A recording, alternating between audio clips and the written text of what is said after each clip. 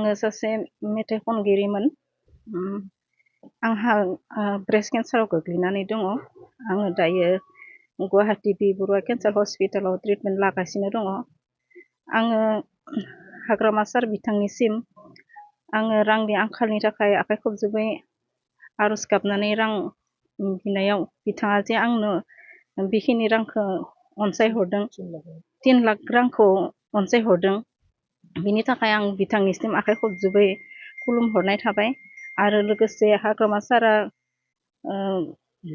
Youth BPF पार्टीनि आफादगिरि नेहाथारि लोगोसे बायदि मावथिफोर बिथांमोना फैनानै आंनि न'सिम दिनै रांनि थफ्लाखौ होफैबाय। बिथांमोननिसिम आंनि गोसो गोरबोनिफ्राय जोबोद अननाय बावहरनाय थाबाय। बिथांमोना दे आंखौ बेखिनि नायफैदों। সমষ্টিৰ অন্তৰ্গত আমি হালংবাৰী গাঁৱলৈ আহিছোঁ।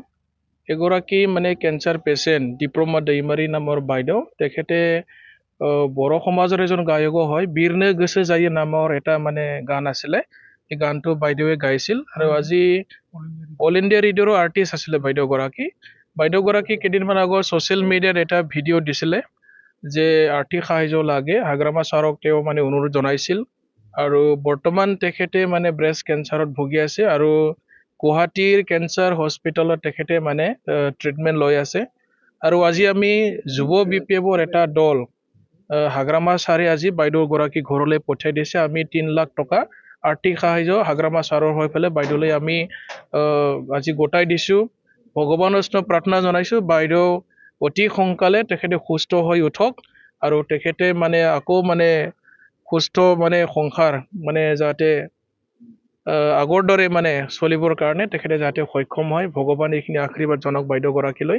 এইখিনি কথা মই জনাইছোঁ। আৰু তেখেতৰ মানে আৰ্থিকভাৱে যিহেতু দুৰ্বল আৰু যি পাৰোঁ পিছলৈ মানে সহায় কৰিবৰ কাৰণে আমি প্ৰস্তুতি আছোঁ।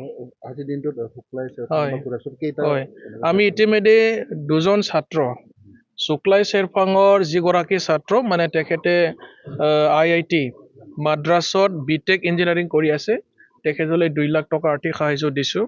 আৰু ইয়াৰ পিছত এগৰাকী ডক্টৰ MBBS ছোৱালী জ্যোৎস্না বড়ো নামৰ, তেখেতৰ ঘৰলৈ গৈছিলোঁ অকণমান আগত, তেখেতলৈ 2 লাখ টকা।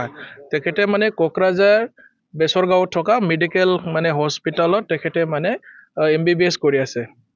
এইগৰাকী ছোৱালীগৰাকীলৈ ঘৰলৈ গৈছিলোঁ আৰু 2 লাখ টকা আৰ্থিক সাহায্য দিয়া আহিছোঁ ইতিমধ্যে।